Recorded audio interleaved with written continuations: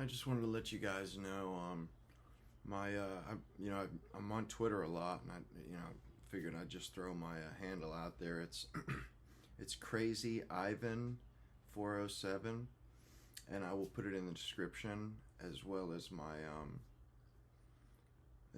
my Insta handle, and I'm probably gonna start a TikTok soon, so um, and I might do a Substack. I've been wanting to do some writing. Uh, so if you guys could, um, follow me on Twitter if you'd like. I have a lot to say. I just don't always say it on here, which I'm trying to get better with that. Make more videos for you guys. What's going on there, gentlemen? Just popping on. I seen this New York Times article a day or two ago, and although I don't actually have the article, but I got a summary of it, and it just blew my mind. I just couldn't believe that they wrote this, and it wasn't in jest, it wasn't parody, but you know, the summary is, this New York Times piece explores the reliance of wealthy Hamptons residents on Latino immigrant workers, illegal immigrant workers, many of whom are undocumented, illegal, for maintaining they rely on them for maintaining their luxurious lifestyles. These workers perform essential tasks such as landscaping, housekeeping, and catering, ensuring the pristine upkeep of beachside mansions. However, following President Trump's renewed push for mass deportations in early 2025, both the workers and their employers are grappling with fear and uncertainty. Fear and uncertainty, because they don't get cheap labor to clean their house or to keep their property up, and that bothers them, that they're not getting cheap labor off the backs of undocumented people. Rather than paying an American a living wage, they want to pay an undocumented, basically an indentured servant, because in this article it even stated these people were living in tent cities when they weren't working. So it's filthy. It really is, and it just blows my mind how they can justify doing it.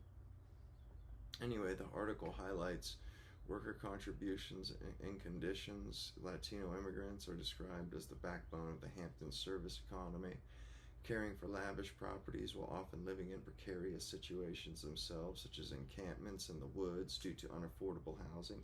Yeah, who the hell can afford housing on Martha's Vineyard? They're all mansions. There are no low income or subsidy, Section 8 housing there. That's for dang sure. And then the fear of deportation, with immigrant and customs enforcement, ICE stepping up enforcement. Workers like Sandra, fear of deportation, with immigration and customs enforcement stepping up enforcement, which is ICE. Workers like Sandra Melendez, an immigration lawyer and East Hampton Village trustee, note a pervasive sense of dread. Everybody is living in fear. She's quoted in saying, reflecting the anxiety that ICE could target these workers at any moment. And God forbid they lose their housekeepers or their cheap landscaping. How out of touch.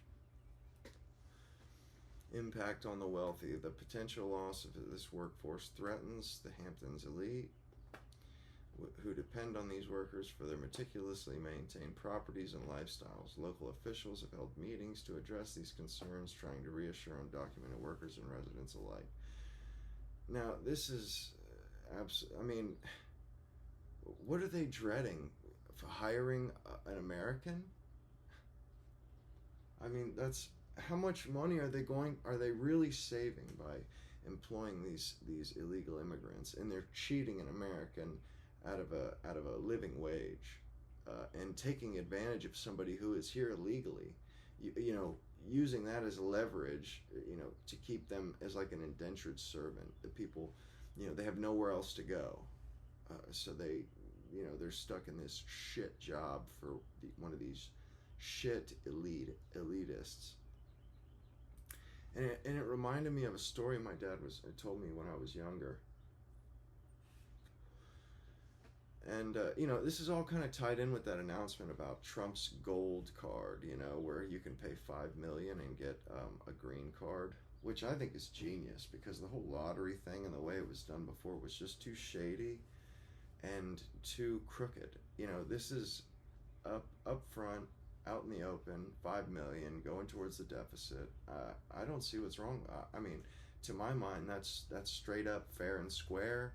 You know, if they're pay to play kind of thing, if they're willing to pay to be here, and if they have, or if somebody's willing to pay for them, I'm good with that. You know, because if they have $5 million, you know, not only are they going to pay for that, but they're going to be pumping money into our economy as well, and hiring people and what have you. So I think that's a good idea. But you know, this story my dad told me, it was about a guy he worked with. My dad is an engineer, and when he was younger in the 80s, this guy worked with him. And, you know, he told me about this guy, you know, who was from Central America and who was actually a political refugee. This guy and his brother owned a family-run coffee plantation. It had been in their family for over a century. And it was a coffee plantation. They employed people from their village to do various tasks around their house, much like the Hamptons or Martha's Vineyard. One example of this was they paid a guy to cut their grass, and this was in the 70s, mind you, and this guy cut their grass by hand with 2 machetes,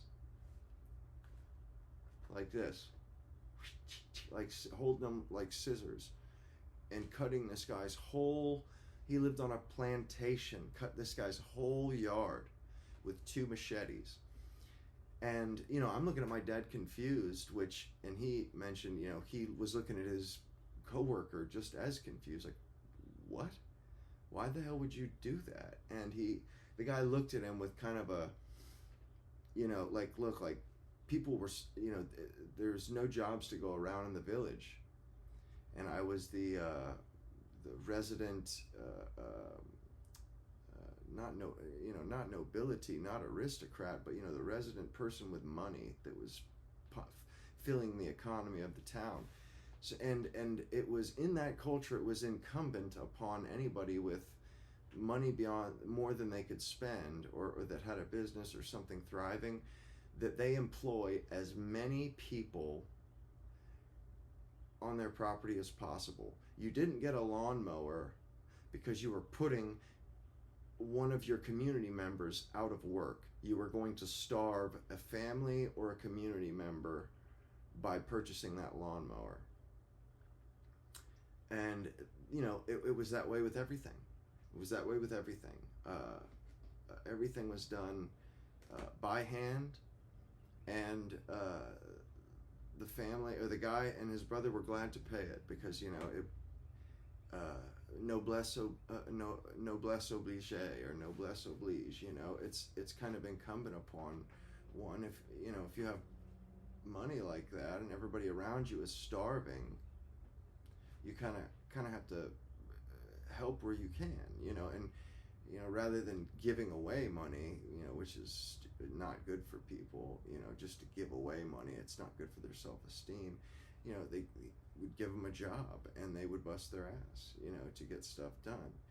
And, well, anyway, turns out the reason why he was living here was there was a revolution in Central America, and they expropriated his entire inheritance, everything they owned in Central America. They lost their coffee plantation, their home, their estate, everything. Luckily, though, they were smart enough to, they had purchased a couple houses, or a couple pieces of property here in the States, and had some of their wealth here in the States. So they had a refuge. That government couldn't get to the wealth here.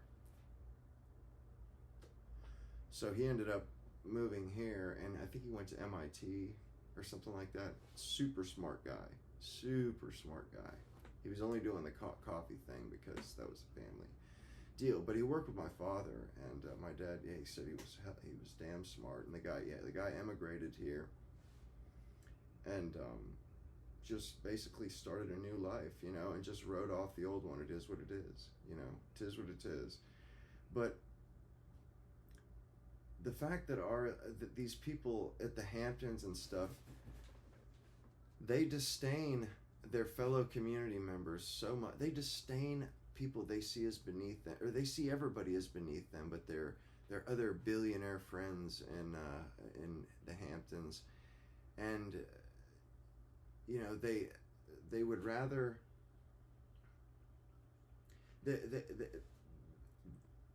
they don't feel the need to help their community.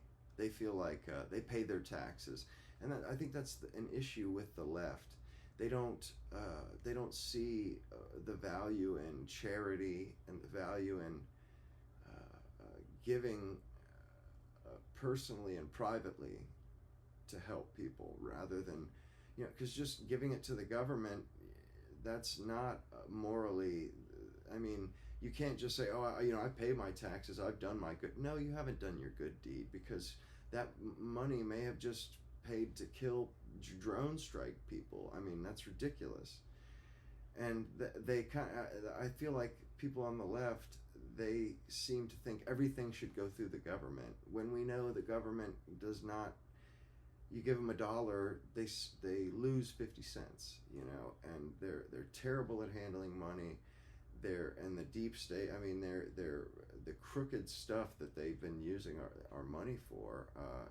And I know a lot of people on the left have realized that's not the way to go. That if you're going to give to a charity, because it's wasted with the government, and that's how it always will be. And but in other cultures, because ours is a very bootstrap culture. Pick yourself up by the bootstraps, get something going, and worry about yourself.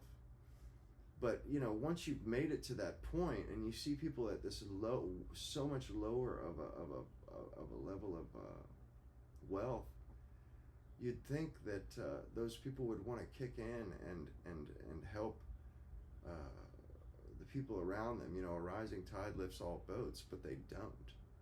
They would rather take advantage of somebody from another country who doesn't speak the language necessarily for cheaper than to employ somebody who is their countryman, their fellow countryman, and would gladly do the job. Because here's the thing, they say, who's going to pick our food? Who's going to process our meat? Well, the fact of the matter is, and this is a fact, there is no sector of our economy, there is no industry in our country that is predominantly or majority illegal immigrant or immigrant or ran. Not one. They make up the minority of all the entire workforce across the indices, across the board. They make up the minority. So they are unnecessary. If they disappeared today, we would not feel it. Like they say, they constantly fearmonger, try to convince you what's going to happen, or what that what they think is going to happen is going to happen, and the worst possible thing that could happen is going to happen. And they seem to think, well, who's going to do this? Who's going to do that? The same people that have always been doing it, Americans. It's ridiculous. It's absolutely ridiculous. There is dignity in any job, and these people, they're so aloof. They're such snobs. They look down on everyone. They how they think they're that's how they justify taking advantage of people. That is by basically, considering them beneath them, less dehumanizing them, less than human, or I mean, that's how slavery was justified. And as far as I'm concerned, and these are all Democrats, of course. It's like modern day slavery, absolutely modern day slavery, and it's disgusting. It truly is, that they take advantage of people this way. And I'm glad to see. I hope it comes to an end. I truly do, because it's evil. I believe it's evil to take advantage. First of all, to help illegals stay in the country is not right. It's if it's not a crime, it should be. And then the fact that they're taking advantage of that person, and they're hiding them out and taking advantage of them and keeping them in the dark. And like women always bring up, when a husband doesn't want or have his wife work, or she spends time with the kids, more or less. They're like, he's trying to manipulate you and sequester you all. Well, no, that's actually what these elites are doing in the Hamptons with these. They're taking advantage of these people, and it's evil. It's evil. Simple as that. It is evil. And the fact that they are so disconnected that they don't even see how terribly this article comes off. It comes off so disconnected, so disgustingly. And I have no problem with people that make money, that have money, that come from money. I have zero problem. I have no jealousy or envy. What I have a problem with is those people taking advantage of people less than, or that are at a disadvantage. They can't speak English, or they don't have a green card or a work visa. They're here illegally, so they're less likely to complain. They're taking advantage of a person's situation. That I find despicable. And they've set up this wonderful little party for themselves, like with the Democrat Party. They've convinced themselves if they vote Democrat, therefore they can do as many evil things, or as many shameful things as they can get away with, because they're a Democrat. Don't you know? They're empathetic. Don't you know? They don't want the illegals to be deported back. They think that's the empathetic thing to do. Even meanwhile, they're keeping them here in indentured servitude, or they're my body, my choice. They're making sure that women can abort their baby, or all these different supposed empathetic stances, these moral stances that they take in it's not like absolution. It's not a baptism every time you vote, or being absolved by a priest. And they seem to think it is, that voting for the Democrats wipes out all other transgressions, and it's just not true. It's just not true, because that party doesn't even do the things that it purports to care about. It doesn't. It's all in the pursuit of power. It's not in the pursuit of helping people. They're not fighting these Doge cuts because of people in Congo or Ghana or whatever. That's not why they're fighting. They're fighting it because they're corrupt and crooked, and they're all millionaires. Like Elizabeth Warren and Bernie Sanders. You notice that they don't talk about millionaires anymore, because they are millionaires. They are multimillionaires. Now it's all about the billionaires. But really, they're getting rich. They're getting rich while they're in there, and pointing to, like, I know Bernie Sanders always talks about oligarchs, and it's like, that's convenient, because that doesn't include you, supposedly, the oligarchs. But really, he's the filth that I'm talking about. He's taking advantage of people. He takes advantage of people that aren't smart enough to see the tricks they're playing. And I mean, and taking advantage of us, by advocating for an open border. And I mean, just the hypocrisy that's coming out now that Trump has the whip hand. I mean, it's. I think they've really shown their ass, and I just don't see people trusting them for a while. I mean, it's going to take a long time for them to earn that trust back, I believe. But anyway, I just thought that was interesting, and the whole Trump gold card thing I thought was a pretty good idea. But also, my Twitter handle. I mean, if you guys want to, I'm on Twitter a lot, and I'm constantly saying have cool stuff to say or whatever. But you can my Twitter handle is Crazy Ivan 407. Crazy Ivan 407. Anyway, if you guys could, hit the like button and follow me on Twitter and Instagram. And anyway, I'll see you guys in the next one.